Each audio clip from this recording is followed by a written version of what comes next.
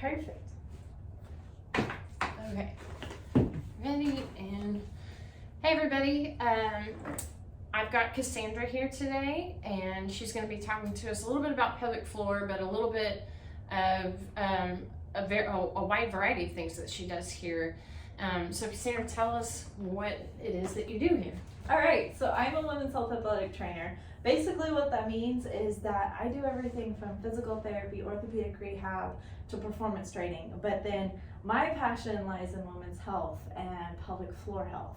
So I'm helping women, either athletes who are experiencing incontinence, prolapse, heaviness, a wide variety of things, painless sex, to like postpartum moms, pregnant moms who are dealing with pain, discomfort, or maybe conditions thereafter. Also peri and postmenopausal, because that's a time frame that we don't usually talk about in regards to the vagina or pelvic floor health.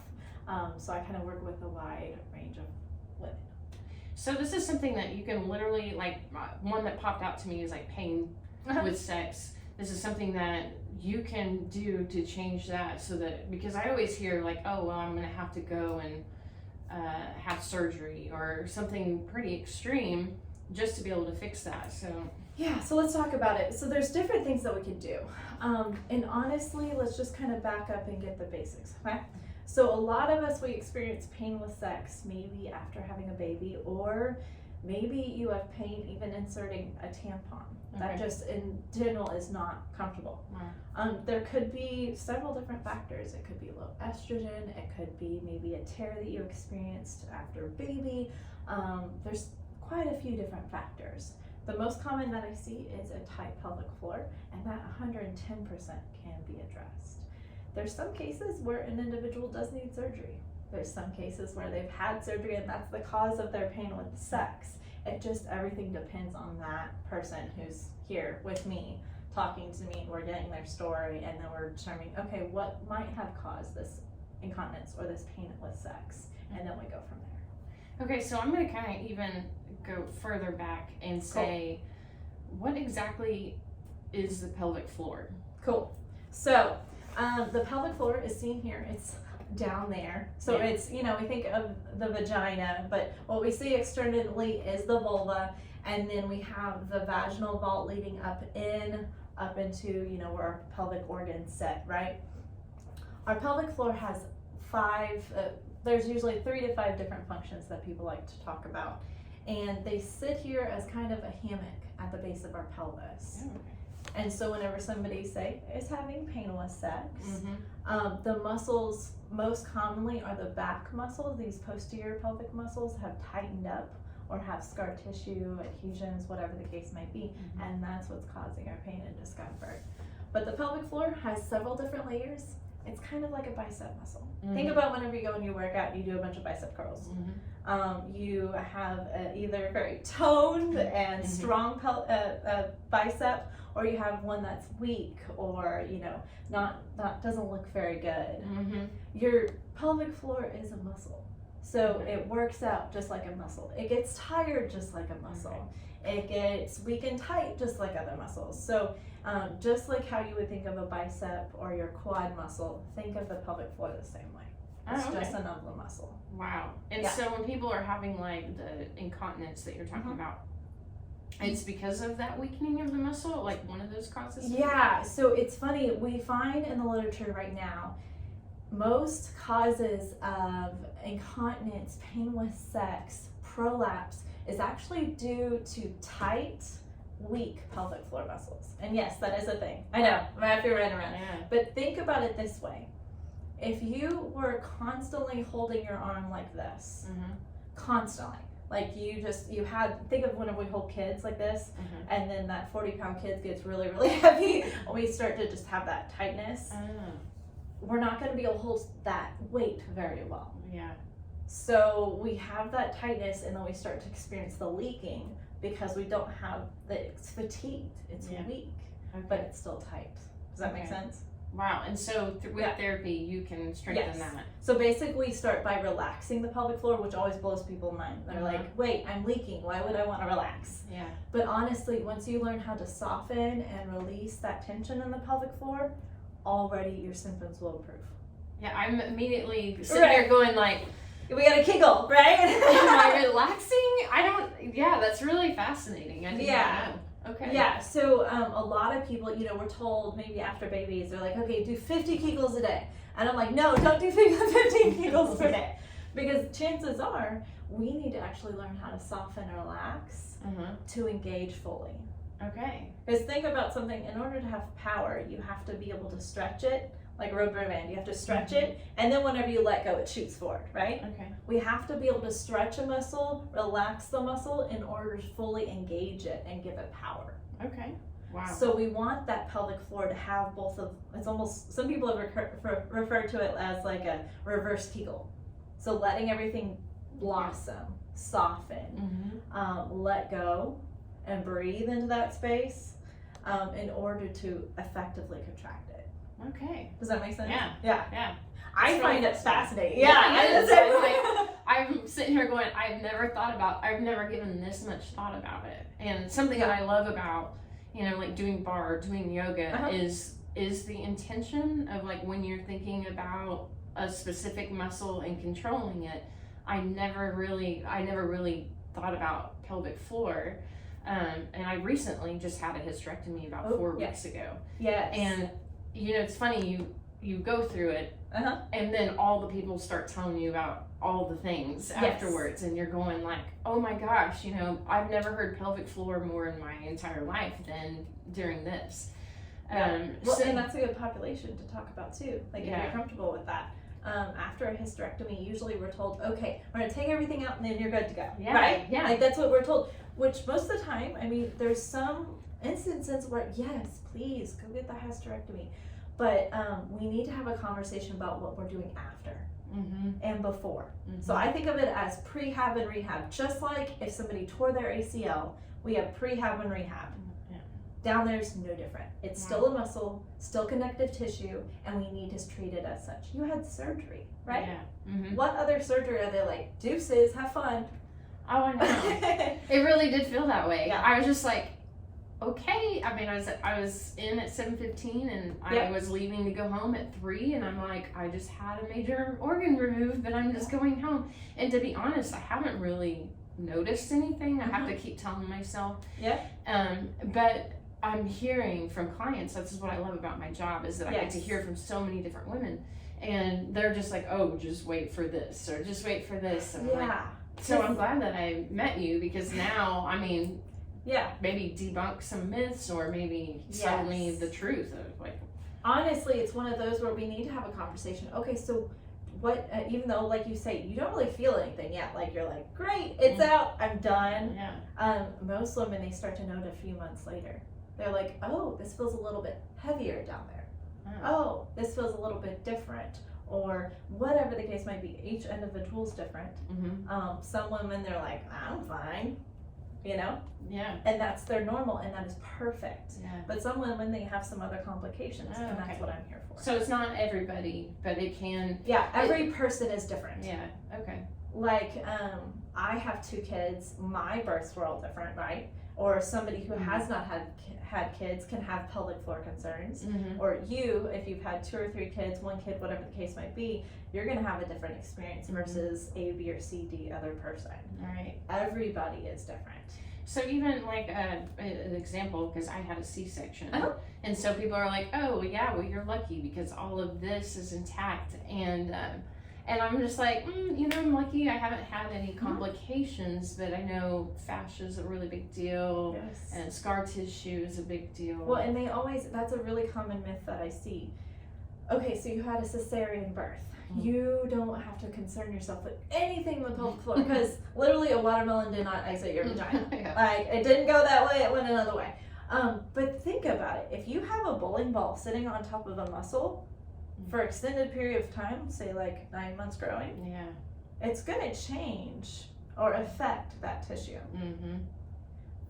A cesarean affects it in numerous ways. You literally cut through layers of the abdominal wall and fascia, and then you sew them back together. Again, I go back to my ACL tear or something like that, a popular surgery that we get all the time, where you're sent to rehab after they slice through muscles. Caesar, like, how many of us were sent to rehab after a cesarean? No. Yeah. But they cut through layers and then they moved around organs and then they were like, okay, bye. Yeah. There's so much that we can do. The majority of my clients who have had a cesarean, they'll report things like burning, stinging, tugging along the incision and abdominals. They'll report that they don't feel like they can find their abs anymore. Then maybe they start to have low back pain. That's all connected, honestly. Yeah. It's all connected. Maybe then they start having pelvic floor concerns and they're like, wait, I had a cesarean. This shouldn't be me. It does affect, because all those tissues, this is a nice tight space. All of these connective tissues are connected. Wow. Fascially, fascial chains, all of the things. So what happens here does impact here, because it's neighbors. Yeah. They talk. Never would have thought about it that way. Yeah. Yeah. Everybody's like, oh, you're lucky. I'm like, maybe not so bad. Well, and I mean, You know? what's beautiful about it is some people I just actually saw a client the other day, and she is 26 years post cesarean. And she was like, but I'm experiencing tugging. And she's like, I know that it's too long, like, don't, I said, well, let's work. Let's do a little bit of scar work. Let's do a little bit of abdominal work. Let's do a little bit of adductor, so the inner thighs. Let's release externally the pelvic floor. Let's see what we can do. And the next day she calls me, she's like, I haven't had any burning, stazing, like tugging. I can extend back, no pain. And that's 26 years. It's not that I was breaking up tissue. We can't break up scar tissue. That's not how this works. But we can hydrate, move, breathe into, and just influence that space and see dramatic results. Like, it's amazing. I'm blown away every day. Yeah. Because the human body's brilliant. Yeah. Really It really is. Yeah. This is just so much fun having this conversation. I mean, it's like, I can see that we could go off so many different directions. I know. I love it. But you have a group that is for women to follow you on just pelvic floor, or do you guys? Yeah, so we talk about everything. As an athletic trainer, I have a really large scope. I've taught fitness for over a decade. I've been in health and wellness for just as long. I've been a practicing clinician for almost 5 years now, specialized in this. And we talk about everything from sex to poop to like vaginal concerns to tummy, like, that cesarean shelf. We have a lot of conversations about that. But then we also talk about things like nutrition, health and wellness strategies. Hey, I had a recurring UTI this many times. What am I doing wrong? Right. Stuff like that, where we can have open conversations. Yeah. And what's beautiful about that group is I have a couple of friends that help me monitor it and kind of, run it with me, and they're amazing and knowledgeable. But we also have some experts within the group. Okay. Some leaders in everything from lactation consulting to body work to just different professions that can weigh in their experience as well. Wow. So it brings a lot of knowledge and value. And of course, I'm always popping on there to talk about, let's talk about breathing into your butthole. That's a famous one. And everybody, breathing into your butthole. That's a conversation, let me tell you. Talking about how to breathe and release and relax the pelvic floor. Talking about how. Wait a second. You can't just say breathing into your butthole. I'm gonna make and a shirt that move says. On. I want to make a shirt that says "Breathe into your butthole." But what does that mean? Okay, so let's just back it up. No, I had this. This was one of those lives that people are like, "Huh." Now I can't unsee that. I'm like, "You're welcome." So think about, and I'm just gonna be blunt here, okay? Think about somebody who has kind of the posture where they start to tuck the tailbone under and shove their butt cheeks forward. So I'm going to stand up. I have tights on so you can see it. Say you've had like a baby or something like that, or you're holding a kid, or this is just the way that you stand. You shove it forward and you hold. See how I kind of squeeze my butt cheeks to make that happen? A lot of us, that's just one of the positions, but a lot of us will find ourselves squeezing the crap out of our glutes. Especially as women, whenever we get stressed. I want you to check in next time. Are you clenching your jaw? Are you squeezing the crap out of your butt cheeks? Chances are you are, because it's just an automatic response. And so a lot of the clients that I'm working with, pain with sex is a big one. That glute clenching actually triggers tightness in the pelvic floor. Okay. because that's connected. Think about like your butt cheeks are right here. Yeah. Pelvic floor is right there. So you're not wanting to, because I mean, sometimes you can't help it, like, squeeze the crap out of your, yeah. But think about, again, it's that bicep. If I'm holding it constantly like that, it's gonna get tired. Yeah. And it's gonna like just sink and set and get weak and fatigued. Have you ever heard of like mom butt syndrome, or like the flat butt that women get? You know, they're always like, my butt's not round, it's like flat and spread out. A lot of that is because we're just squeezing the crap out of our butt cheeks and shoving our hips forward, and that's what happens. Right? Okay. It's all connected. Okay. Let me tell you. So let's talk about breathing into our butthole, because that's always a favorite. I never thought that. This would be the conversation Yes. that we would have. Yeah. So, tensing up the butthole, like just squeezing your anus up and in, is kind of a common protective response. Okay. Yeah. Think about it. Yeah, Like, nothing I'm in. scared. Yeah. I'm gonna close up. Yeah. Even right here, it's like, okay, I'm cold. I'm gonna protect myself. Mm-hmm. So that tightness is also felt in the pelvic floor, and the posterior pelvic floor, which is where a lot of us have tightness and pain with sex. We feel the pain on the back side, cinches up and in. Okay. And so what I do with clients is we either laying face down, or maybe in child's pose or something like that, we start to tune in and we start to send air down into our pelvis.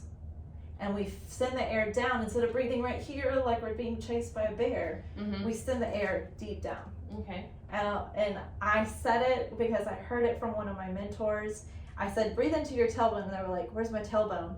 And then I was like, okay, breathe into your butthole. And she was like, oh. Yeah. And so she started softening her hips, softening, just trying to relax. And then you saw her sacrum, so her kind of that tailbone, butt bone area, start to move. Her glutes start to move. Okay. Because before, she was just like, I don't know how to breathe. Yeah. Breathe where? Breathe what? I can breathe into my hips. I can breathe into my belly. Where's that? And so as I started to bring that awareness, you started to see things. I'm really thankful that that is what You're like, okay, that's where am I going with this? But yeah, so basically it teaches people how to relax and soften and just be able to move a little bit easier from the inside out. I feel like I'm relaxing more as we like talk, which is really interesting. I feel like I'm gonna get in the car to drive back, and I'm gonna be like, breathe into my butthole. I don't know.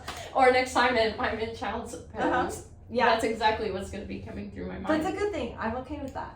Yeah, I'm okay with I love it. I'll always be thinking about it. I'm so glad that I will have that place in my heart. No, that's awesome.